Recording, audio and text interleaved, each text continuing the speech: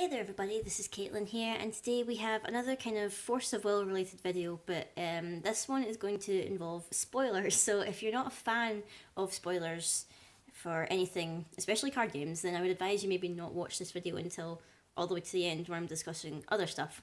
But for this video I wanted to talk about the spoilers that were revealed for the Moonlit Savior, the release that's going to happen in March, I believe is when it's coming out, if I recall. Spoilers were supposed to come out on Tuesday, but they didn't. We got some preview images of some cards instead. Spoilers officially dropped yesterday, which is, I'm recording this on Saturday.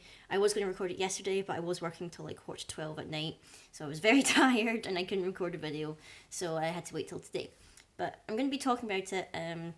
I'll have a link in the description or whatever if you want to see better quality pictures of the cards that were spoiled or whatever, because I've got it on like my tablet here, but it's kind of got a wee bit of a glare with the camera, so I'll put links in the description below if you want to like follow along with what I'm talking about.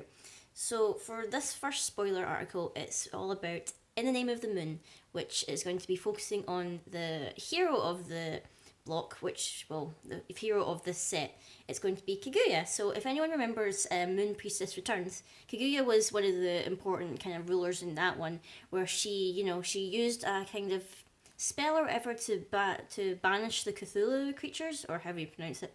I think what she did is, if I recall correctly, in terms of the lore, I'm still not up to date with like how the lore goes, but she used like a reversing spell of like, which was like the opposite of what she did. So she reverted time so that the Cthulhu were either like they were retrapped or they were returned to their human form if they started out as humans.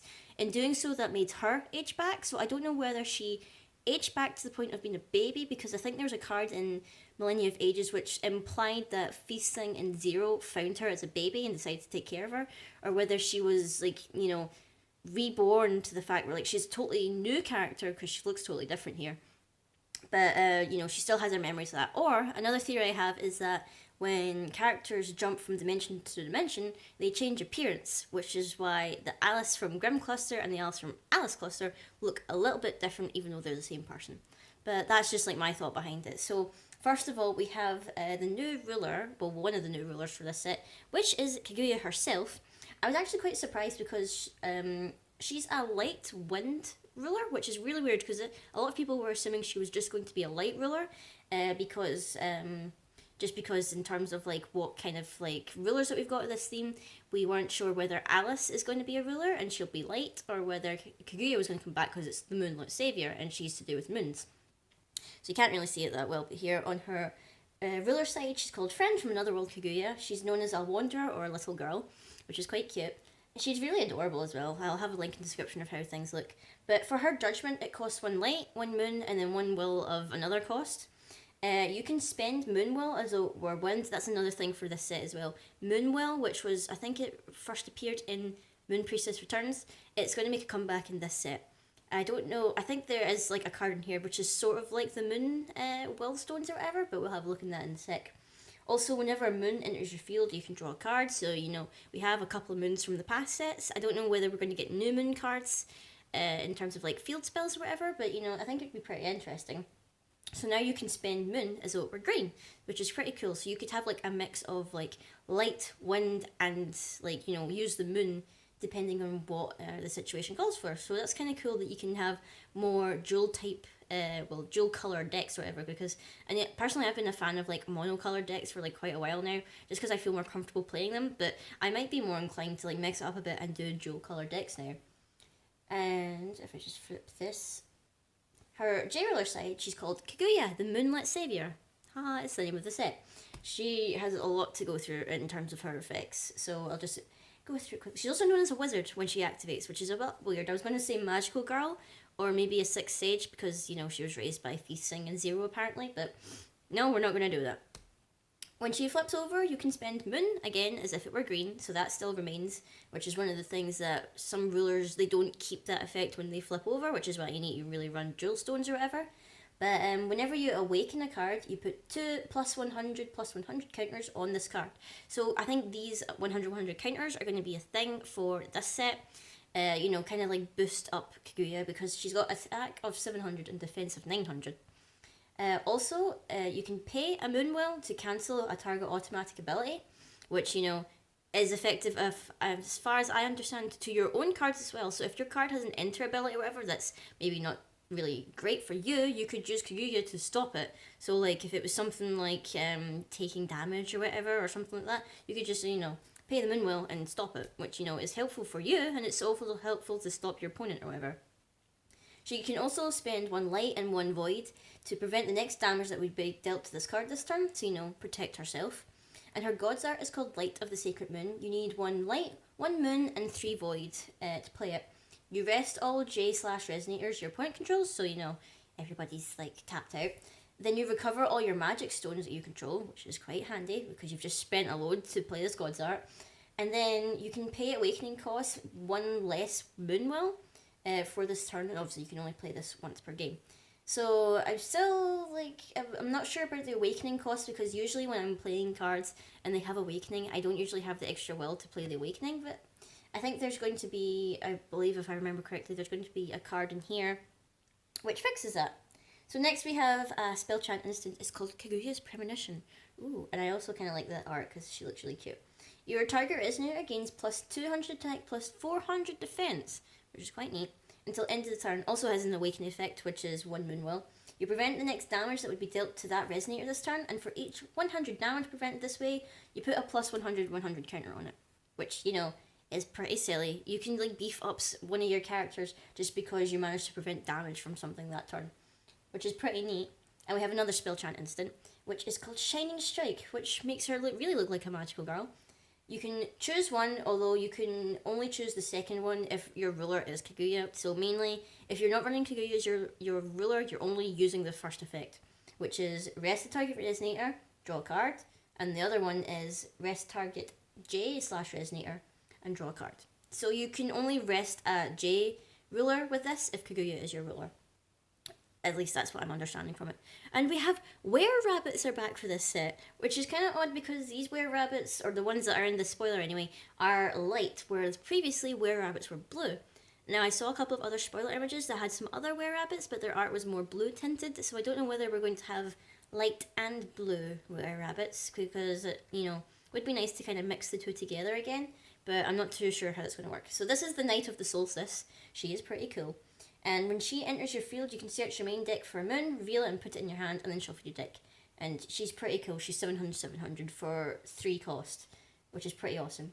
And we have a new elf, which is kind of helpful because I'm possibly doing a deck profile for Reflector Flame elves, which I might do a video on soon. It's not a really serious deck, FYI. It's just something I made for fun because everyone's making Reflect, and I just thought I'll try and make something different for Reflect. But anyway, this is Moonbreeze Elf. She is awesome. She only costs 1 green, which is awesome. She can't be attacked, which is something that I really like because she also taps to produce Moonwell, which I'd say she's almost better than Elvish Priest, because at least Elvish Priest taps to produce a Greenwell, but he's very vulnerable to being attacked because if your opponent has something with swiftness, like a 1-drop swiftness, I think actually Flame Sprite is the only one that does that.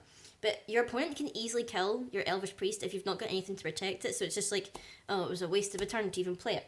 But Moonbreeze Elf can't be attacked, which is pretty cool. I think the only way you can kill her is if it's some kind of removal spell or some kind of banishment spell or something like that. She just can't be attacked regularly, which is pretty cool because even if you were running a mono green deck or whatever, the Moonwell can be used to produce Void. So that's pretty helpful even if it's not being used in a Kaguya deck.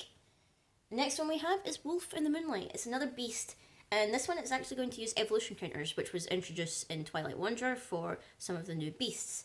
It has an awakening cost of 1 Moonwell, which is when this card enters the field, you can put an evolution counter on it. Quite handy. And as long as there is 1 or more evolution counter on this card, it gains plus 300 and target attack, which, it costs 2 to play, and an extra 1 for that Moonwell to put the counter on it, and then it's 800 with target attack, which is pretty silly for something that, is a 2-drop, technically. Next we have new Regalia, and it's awesome. It's called Interdimensional Vessel Apollo, and it looks kind of weird. I think it looks like a spaceship or something, but, it looks kind of cool. With it, your J-Ruler gains flying, which is amazing because I think this is the first Regalia that gives flying to J-Ruler. I'm not too sure yet, I'll need to double check that. But you can tap it to produce a Moonwell, but you can only spend that to pay awakening costs or to play the Judgment for Kaguya's god art, which, you know, is quite handy to run if you're running this kind of Kaguya deck where a lot of the awakenings are paid by with Moonwill. Also, you can tap and banish the card, and you can return a target resonator you control to your hand, you know, which is pretty handy. And we have the stone or memoria I was talking about. It's a special magic stone. It's called Moon Breeze's Memoria, which I guess is sort of inspired by the elf of the same name. You can tap it to produce Moonwill or Lightwill, which is pretty cool. And I think that helps a lot with, you know, also covering Void, but also covering the Moonwill costs or whatever, if you don't happen to have the Regalia out. So that's everything so far that was spoiled in this spoiler part or whatever. I'm actually quite interested to see what happens, because now that Kaguya has been revealed to be a dual color ruler, I don't know what that's going to mean for the other rulers, because I saw kind of promotional pictures of the box toppers that come with the booster boxes. I think 5 were shown. I don't know whether that means we're going to have 5 rulers again, like just like we had in Twilight Wanderer, because one of the box toppers was of a tree. And people are saying now that the tree of like Yggdrasil or whatever, like the world tree or whatever, is going to be a ruler as well. And people were saying it's going to be green. But then I was thinking, if Kaguya is both light and green, would that not just be null and void to have another green ruler or whatever? I don't know. I mean, my speculation right now is there's a character called Songstress. She looks like she's going to be water because she's all blue themed, and apparently she formerly worked with Valentina. We also have a wizard who apparently either works or is on the side of the primogenitor. I can't pronounce that right, which is like the evil force that is following Alice into this world. And also there's a primogenitor itself, which I think maybe one of them will probably be dark, maybe the other one will be like fire dark or something like that. I'm not too sure. And then still no news on whether Alice is going to be a resonator or a ruler. We haven't seen like a voyage ruler for a while. People were maybe speculating that Maribel might become a ruler or whatever, because she is apparently creating some kind of resistance with Priscia. They're teaming up and they're going to be like, you know, rebellion army against Valentina or whatever. I love the lore of this is why I'm so excited about it. But, you know, it looks like Kaguya's back. I mean, I'd be pretty excited if like the 6 sages came back, like if maybe at least the Feast Singing Zero like made a return. Because I kind of like how they're like bringing back old stuff from like the previous sets and making it more relevant, you know. And it also like adds to the story, or whatever. Because Kaguya is a pretty cool character. I like her. So fingers crossed that maybe the 6 sages come back, especially Feasting and Zero, because they were pretty cool characters. But let me know what you guys think of the spoilers so far. I'll probably try and keep on top of them. If I could even speak. Try and keep on top of them is what I was trying to say as they come out. Either each week or every other Friday. I still don't know the schedule for the spoilers or whatever, so I'll try and keep on track of that. In other news, I'm still doing my giveaway video for 50 subscribers. I'll put a link in the description if you haven't seen it yet. I'm going to be giving away stuff depending on what you're into, Force of Will, Weiss, blah blah blah. Giveaway stuff, very exciting. I'll put a link in the description to check it out. So until next time guys, I will see you later.